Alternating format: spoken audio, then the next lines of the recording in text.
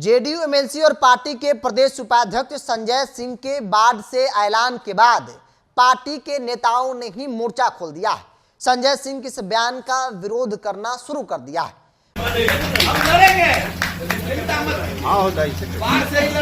नमस्कार, the India top देख रहे हैं। मैं हूं आपके साथ बिरजू सिंह। अगले साल यानी साल 2025 में विधानसभा का चुनाव है। पार्टियां अभी से ही चुनाव की तैयारियों में लग गई है, लेकिन सवाल तब बड़ा हो जाता है जब कोई व्यक्ति यह दावा करने लगे कि मैं ही यहां से चुनाव लड़ूंगा। क्या नीतीश कुमार ने संजय सिंह को सिंबल दे दिया है? शायद इसलिए इस कॉन्फिडेंस के साथ संजय सिंह दावा कर रहे हैं कि चाहे कुछ भी हो जाए, संजय सिंह ही 2025 में विधानसभा का चुनाव जेडीयू के टिकट पर बाढ़ से लड़ेंगे। दरअसल जेडीयू के एमएलसी और प्रदेश के उपाध्यक्ष संजय सिंह बीते दिन यानी 4 तारीख को अपने आवास पर बाढ़ के कुछ नेताओं को बुलाया था खाने पर, और उस दौरान लोगों से बातचीत करने के वक्त उन्होंने एक बड़ा ऐलान कर दिया और कहा कि किसी भी हाल में एन केन प्राकेन संजय सिंह ही 2025 में एनडीए के उम्मीदवार होंगे। संजय सिंह ही 2025 में बाढ़ से चुनाव लड़ेंगे। यह तय माना जा रहा है, यह तय मान लीजिए। आप लोग इस बात को लेकर निश्चिंत हो जाइए कि संजय सिंह ही 2025 में चुनाव लड़ेंगे। जैसे ही संजय सिंह इस बात को लेकर ऐलान करते हैं, उस बैठक में, उस मीटिंग में बैठे नेताओं ने ही उस बयान का विरोध कर दिया और कहा कि जब आप एमएलसी हैं तो फिर विधायक का टिकट क्यों? नीतीश कुमार ने क्या आपको पहले ही तैयारी करने को लेकर हरी झंडी दे दी? मुझे ऐसा नहीं लगता है, क्योंकि नीतीश कुमार को मैं समता पार्टी के वक्त से जानता आ रहा हूं। मैं निवेदन करूंगा नीतीश कुमार से, ललन बाबू से, कि बाढ़ के बेटा को ही बाढ़ का विधायक बनाया जाए, बाढ़ के बेटा को ही बाढ़ विधानसभा से उम्मीदवार बनाया जाए।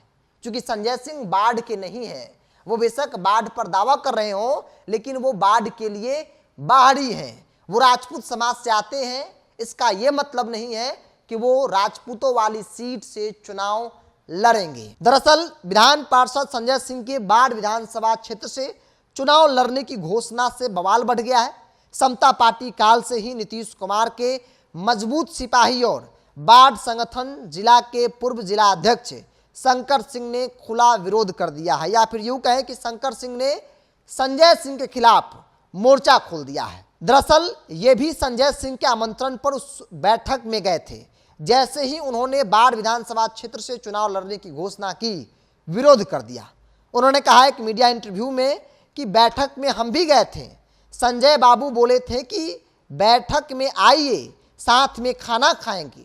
वहां पर बाढ़ के कई और अन्य लोग भी मौजूद थे। एक बात हमको बहुत अजीब से लगी, नीतीश बाबू या ललन बाबू पहले ही किसी को कह दे कि आप जाकर तैयारी करें, इस बात पर हमें विश्वास नहीं है। ललन बाबू से हमारी मांग होगी कि बार बार बाढ़ ने आपको मदद किया है, आप बाढ़ के बेटा को विधानसभा का टिकट दे और विधायक बनाएं।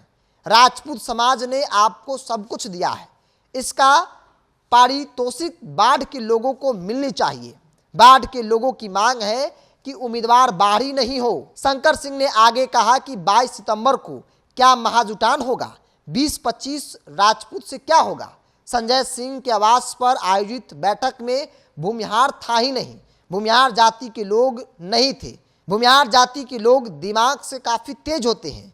अति पिछड़ा समाज का कोई लोग नहीं था। किसी एक जाति के आधार पर राजनीति जो है वो नहीं हो सकता है। जब संजय सिंह एमएलसी है, पार्टी ने उन्हें एमएलसी बनाया है, तो फिर विधानसभा का टिकट क्यों चाहिए? दूसरी जो बड़ी मांग शंकर सिंह ने संजय सिंह को लेकर कहा है कि भाई संजय सिंह को टिकट नहीं मिलना चाहिए, बाहरी को कतई टिकट नहीं मिलना चाहिए। नीतीश कुमार और ललन बाबू से मेरी मांग है, बारंबार मांग है कि बाढ़ के बेटा को ही बाढ़ विधानसभा चुनाव में उम्मीदवार बनाया जाए। मतलब संजय सिंह एक तरफ दावा कर रहे हैं मानो नीतीश कुमार ने उन्हें पहले हरी झंडी दे दिया हो, नीतीश कुमार ने उन्हें सिंबल दे दिया हो कि जाइए संजय बाबू सिंबल भी रख लीजिए, आप ही उम्मीदवार होंगे।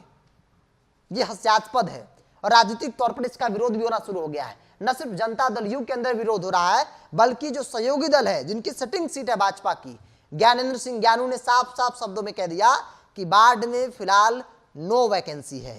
और जो राजनीतिक तौर पे चर्चा है कि संजय सिंह की दूरियां राजनीतिक तौर पर नीतीश कुमार से काफी ज्यादा बढ़ गई है। आनंद मोहन की जैसे ही एंट्री हुई, लवली आनंद की एंट्री हुई, नीतीश कुमार ने संजय सिंह को भाव देना बंद कर दिया है और शायद इसीलिए संजय सिंह इस तरीके की बयानबाजी जो है कर रहे हैं ताकि नीतीश कुमार पर दबाव बनाया जा सके। दूसरी ओर नीतीश कुमार के बेहद करीबी हैं, वहां के जो सिटिंग विधायक है, बेशक वो भाजपा से हैं लेकिन नीतीश कुमार के करीब के लोग हैं, तो ऐसे में कहा जा रहा है कि उनका टिकट कटने की संभावना जो है वो बहुत कम दिख रही है। अब नीतीश कुमार को तय करना है, भाजपा को तय करना है, लेकिन जो दावे किए जा रहे हैं संजय सिंह की तरफ से कि भाई हम ही चुनाव लड़ेंगे चाहे कुछ भी हो जाए, मानो नीतीश कुमार ने इन्हें पहले ही टिकट सिंबल दे दिया हो। आपकी क्या राय है? आप अपनी राय को कमेंट्स बॉक्स में रखिए। अगर आप मेरे चैनल पर देख रहे हैं तो